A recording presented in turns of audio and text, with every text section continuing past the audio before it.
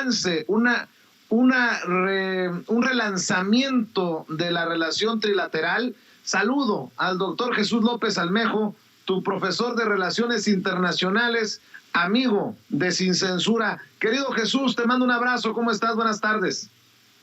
Hola, mi querido Vicente. Pues muy buen día. Qué alegría estar como cada viernes aquí en Sin Censura, listos para darle al análisis, Vicente. Oye, profe, pues, ¿cómo has visto, cómo has digerido los resultados de esta cumbre trilateral, los anuncios hechos por el canciller Marcelo Ebrard, los discursos de los mandatarios? ¿Qué te pareció todo? Mira, Vicente, en política no hay casualidades y me parece muy importante comentar que hay 3 o 4 fenómenos que con datos duros se pueden sustentar por qué la cumbre sí fue un éxito para nuestro presidente. Primero, en el contexto de la reunión, las industrias del armamento que la Secretaría de Relaciones Exteriores han demandado por 10,000 millones de dólares, porque esas armas nos generan 17,000 muertos al año y una pérdida de 1.5% de nuestro Producto Interno Bruto en nuestro territorio, y además es culpable de otra violencia indirecta y otras violencias indirectas. Acaba de anunciar que esa demanda les ha generado una reducción del 37% de sus acciones y tienen miedo. Imagínate, Vicente, lo que es que una empresa del armamento en Estados Unidos reconozca públicamente que tienen miedo de que si el proceso legal de la demanda en su contra por parte del gobierno de México se prolonga, eso pueda generarles pérdidas millonarias. O sea, ya no estamos diciendo que el pato le tira las escopetas, sino que México se está convirtiendo en la escopeta misma contra esos patos. Segundo, López Obrador se planta abiertamente algo que había cuidado Salinas, algo que había cuidado en el tratado, en el contexto del cabildeo del Tratado de Libre Comercio, algo que había cuidado Zedillo, Calderón, Fox, el mismo Peña Nieto, el no decir que México cabildeaba abiertamente en los Estados Unidos. Bueno, el presidente López Obrador lo anunció en la mañanera. Vamos a estar observando muy de cerca el proceso legislativo en Estados Unidos, en el Congreso, y vamos a exhibir a los congresistas, a los legisladores, senadores que voten en contra de la reforma migratoria que propone el presidente Biden, si se anima a meterla. Bueno, se lo dijo a Kamala Harris, la vicepresidenta, se lo dijo al propio presidente Biden, que por cierto, hoy se anuncia que se va a hacer una colonoscopía, y por eso Kamala Harris, por hoy, por lo menos por todo el mediodía, asume las facultades de presidenta de Estados Unidos, mientras el presidente Biden se atiende a un tema de salud. Pero bueno, volviendo al tema a la idea que estaba intentando articular, le dice abiertamente a ella, a Kamala Harris, lo que México busca y que van a estar vigilantes del proceso, y a Joe Biden mismo se lo dice, se lo repite. Vamos a estar vigilantes porque usted, presidente, es el primero que tan abiertamente propone la reforma migratoria con todas, digamos, sus consecuencias y sus amplitudes. Pero además, Vicente, el presidente López Obrador hace algo de un estadista, y hay que decirlo con todas sus letras. Dice, China nos está comiendo el mandado. China, de seguir con la tendencia que viene creciendo en los últimos 30 años, va a representar solo China el 42% de la producción y de la economía, la contribución económica del mundo, mientras que México, Canadá y Estados Unidos, de seguir con las estrategias que estamos llevando a cabo en este momento de una integración simulada. Eso no se lo dijo, eso lo estoy diciendo yo, lo estoy interpretando, una integración económica simulada, de no darle orden a la migración, de hacer medidas paliativas. Pues vamos a representar entre los 3 el 12%. Es decir, China va a estar 4 veces por encima de nosotros, 3 en bola. Entonces, no vamos a crecer ni como región ni nada. Por eso, dice el presidente López Obrador, es tiempo de pensar que esta reforma migratoria sea incluyente de la mano de obra que México, por ejemplo, sí tiene. ¿Y qué crees, Vicente? Pues acto seguido, ayer, no hay casualidades en política, pero acto seguido, ayer mismo por la noche, en la Cámara de Representantes, in the House, literal, La Cámara de Representantes aprobó el proyecto Build Back Better, que daría protección a millones de inmigrantes indocumentados, incluyendo a campesinos que han estado en Estados Unidos durante más de 10 años. ¿Y cuáles son las ventajas de estas medidas, de esta ley, que ahora es propuesta todavía, pero que ya se aprobó en una de las cámaras y que en el Senado, pues en el Senado faltarían 5 votos de republicanos, de 5 republicanos, para que se convierta en una ley que posteriormente Joe Biden pueda firmar? La legislación propuesta, aunque no es una reforma migratoria integral que daría ciudadanía a estos millones de mexicanos, de indocumentados, ¿qué es lo que sí tiene, si me permites? Tiene un apoyo, un estímulo a familias de $300 al mes por cada niño nacido y que tengan en menos de 6 años, y $250 al mes por cada niño que se encuentre entre los 6 y los 18 años de edad. También tiene costos más bajos de cuidado infantil de la etapa preescolar universal. Por lo tanto, más familias de origen hispano o de origen mexicano tendrán cuidado infantil y preescolar para sus hijos de 3 y 4 años mientras trabajan. También en temas de costos de vivienda, pues serán más bajos porque hay inversiones significativas para la vivienda accesible, para la asistencia, para el enganche y para costos de mantenimiento que les van a ayudar a reducir sus costos de vida. Van a poder reducir también los costos de atención médica para quienes compran cobertura a través del ACA, y esto les va a ayudar aproximadamente a un millón de personas de origen hispano a ahorrarse hasta $50 por mes, por persona, y además se ampliaría a otros 580,000 latinos que no tengan seguro ni cobertura. Además, otra de las cosas positivas de la ley Build Back Better es que habrá precios más bajos de medicamentos recetados. Hoy en día es una mentada de madre enfermarte en Estados Unidos, porque aparte de que muchos de los medicamentos requieren prescripción médica, hay que pagar carísima una consulta si no tienes cobertura de salud, y aunque la tengas a veces por el deducible, y luego ir a comprar el medicamento que te recetan, te cuesta un mes de trabajo prácticamente.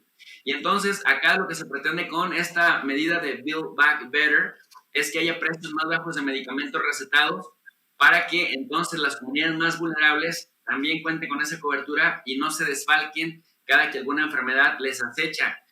También encontramos por ahí los permisos de trabajo y protecciones para inmigrantes, que se brindarían permisos, y este es el dato, digamos que esta es la nota rimbombante de lo que de alguna manera el presidente López Obrador ha venido pugnando desde el primer encuentro que tuvo con Kamala Harris en el Palacio Nacional en la Ciudad de México, y desde las llamadas que el presidente López Obrador ha sostenido con Joe Biden, el mismo que la prensa chayotera mexicana y los odiadores prianistas han insistido que lo iba a regañar y que lo iba a llamar la atención por el tema de la energía. Bueno, pues se van a dar permisos de trabajo aproximadamente a 7 millones de inmigrantes indocumentados, y esto significa una protección contra la deportación y contra la posibilidad pues de que separen familias. Por lo tanto, los trabajadores podrían con esta protección viajar a México y tener la posibilidad de regresar a Estados Unidos. Y mira, Vicente, no hay camino a la ciudadanía todavía, pero yo esto lo veo y lo he puesto en mis redes sociales de manifiesto. Yo esto lo veo como una medida, una medida temporal, un paliativo que le da ciertamente, como lo fue DACA en su momento para los Dreamers, les da un respiro porque les permite trabajar, les permite tener ciertas ayudas en un contexto pandémico tan complicado y tan difícil, porque además habría licencia pagada para maternidad por emergencia familiar médica, lo que implica pues que tú sabes que también en Estados Unidos acaban recientemente de aprobar una reforma a la infraestructura de toda la distribución hidráulica de todo Estados Unidos. Imagínate lo que eso significa en materia de trabajo y en materia de recursos, para erradicar toda la tubería que tenga derivados de plomo. Por lo tanto, lo que estamos viendo en toda la extensión de la palabra es una medida keynesiana en donde el Estado, el gobierno, en un contexto de crisis, termina por hacer un incremento del gasto público para reactivar la economía a través de dos cosas: de incorporar a la economía a los más vulnerables, para que esos más vulnerables se conviertan en mano de obra de trabajo, para impulsar los grandes proyectos de infraestructura que incrementen entonces la demanda. Se llama demanda agregada porque en la medida que la gente empiece a tener dinero, en la medida que la gente empiece a recibir mejores salarios, en la medida que la gente tenga más poder adquisitivo por un trabajo seguro que le garantiza, digamos, un proyecto de infraestructura de largo plazo como este que lo acaban de aprobar la semana pasada al presidente Biden, me parece que si esto lo aprueban en el Senado, además de que es un respiro para millones de mexicanos, también será un respiro para la economía de Estados Unidos, porque justamente, si recuerdas, en tu estancia en Washington, lo que vimos en esta cumbre trilateral es que en lo que más puso un énfasis tanto Canadá como Estados Unidos, no así México, pero sí Estados Unidos y Canadá, fue el riesgo de que se corte la cadena de suministro.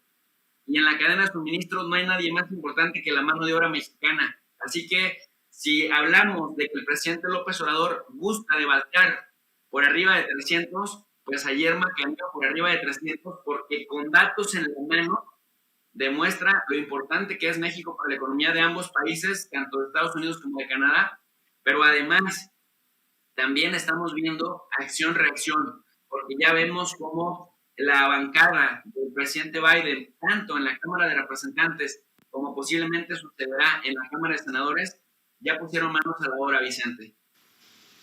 Profe, ¿has pensado, has analizado el fenómeno AMLO en Estados Unidos? Si es un fenómeno generado de México hacia Estados Unidos o es un fenómeno de Estados Unidos hacia México. No sé si me explique, pero creo que es muy interesante definir lo que he expuesto en diferentes ocasiones, y la cuarta transformación se va a dar también gracias a los mexicanos que viven y trabajan en Estados Unidos, profe. Mira, hay una exportación del modelo AMLO, sobre todo se facilitan las condiciones en contexto de pandemia. ¿Por qué? Porque el presidente López Obrador ha dicho de manera reiterada, de manera insistente, que van primero los pobres, que hay que cobrarle impuestos en proporción a sus ganancias a los más ricos, que los más ricos, y ya está en la ley, dice el presidente, tendrían que ayudar a los más vulnerables, a sacar de la pobreza a los más vulnerables, y eso facilita reactivar la economía. Y si se reactiva la economía de una manera muy diferente, Vicente querido, a lo que los regímenes neoliberales planteaban. Los regímenes neoliberales siempre planteaban endeudar a los gobiernos, darle incentivos fiscales a los más ricos, darles también apoyos, a veces a fondo perdido, a los más ricos, para que los más ricos, para que los multimillonarios, decían, pudieran crear empleos hacia abajo y entonces se estabiliza la economía. Lo que hemos visto en la realidad, esos parámetros neoliberales están caducos, porque no solamente no generan riqueza, no solamente estabilizan la economía, porque no generan empleos dignos para la gente, sino que además empeoran las cosas, profundizan las desigualdades y a los pobres los mantienen muy pobres. Y aquí fíjate, Vicente, que viene una premisa marxista que me parece que esa sí todavía sigue vigente. Y mira que no soy marxista, pero al César lo que es del César y a Dios lo que es de Dios. El marxismo decía, los ricos no generan riqueza, los ricos administran la riqueza. Si generan la riqueza, entonces serían pobres trabajando para los ricos. Y mira que eso es lo que sucede. Entonces el presidente López Obrador, partiendo de estos hechos, pues tiende a exportar su modelo, pero lo hace además con datos contundentes, con datos precisos, que yo estoy seguro que en este momento ni Justin Trudeau ni Joe Biden están en condiciones de ignorar, porque además en este mismo momento ellos están teniendo serios problemas derivados del alza de la inflación en sus propios países, que por ejemplo aquí los medios chayoteros salieron a decir, es que México tiene una inflación de más del 6.2%.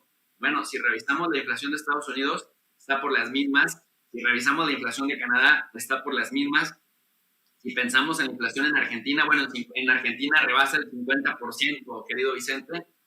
Y así en el mundo, la misma Unión Europea, Vicente, acaba de aprobar también un paquete multimillonario de más de 1 billón de euros, justamente para invertir en grandes proyectos de infraestructura que renueven, por ejemplo, la repavimentación de calles, la reconcretización de carreteras, la modernización de vías férreas, porque se dieron cuenta que los asiáticos vienen como un tren bala que no se detiene, y que si los europeos no se integran realmente, como dicen los principios de la Unión Europea, y no modernizan la infraestructura y no invierten en los más pobres, va a pasar lo mismo que decía AMLO acá en la reunión trilateral, que China y los tigres asiáticos van a despegar y nosotros vamos a seguir quedando en las mismas. Entonces, los modelos keynesianos siguen mostrando su capacidad explicativa, y me parece que algo que le genera cierta confianza al presidente López Obrador de Joe Biden, y por eso es tan incisivo y tan repetitivo, es pensar en el ejemplo histórico de Roosevelt, de Franklin Delano Roosevelt, después de la crisis del 29, que por allá por 1933, en plena agonía mundial por el quiebre financiero, y que después se convirtió en un quiebre de empleos, en un quiebre hipotecario, en un quiebre, pues, con todos los efectos que sabemos observar, López Obrador le dice: es momento de que el Estado sí regule más la economía, que le cobre más dinero a los ricos, que incluya a los sectores más vulnerables, y claro, una de esas formas es la inversión en infraestructura. Entonces yo a esto sí también le diría un poco la exportación del modelo AMLO a estos otros lugares, Vicente. Pues qué interesante todo esto que nos dices, profe, y nosotros estaremos al pendiente de lo que sigas publicando también en tus trincheras, en tu canal de YouTube, sobre todo. ¿Por qué no cerramos con la invitación? Claro que sí, querido Vicente, muchas gracias. Pues yo invito a la gente a que nos acompañe también en el canal de tu profe de RI, profesor de Relaciones Internacionales, en donde vemos clases de geopolítica, de relaciones internacionales, de los escenarios regionales de América del Norte, de América Latina, de Europa, de África, de Asia, y donde estamos también puntualmente dándole seguimiento, Vicente, a las fake news de los medios chayoteros, que cuando no pueden sostener una conversación insultan, y cuando no pueden sostener una conversación mienten sistemáticamente, y además, si los cachas en la mentira, nunca se disculpan. Así que si la gente apoya medios como Sin Censura, como Meme Yamel, como tu profe de RI, nos ayudan a hacer un verdadero contrapeso de estos productores sistemáticos y enfermizos de fake news, Vicente. Y pues yo quiero sumarme también a felicitarte por la gran cobertura que has estado realizando in situ, que es la más valiosa. Pues yo te agradezco, profe. Tú sabes que te respeto, que te admiro y te agradezco por esa generosidad. Te mando un abrazo y estamos al pendiente, profe. Abrazo fuerte, amigo. Gracias. Y bueno, pues ya llegó también la abogada Lourdes Monteagudo, experta en asuntos migratorios. Le voy a preguntar sobre esto que está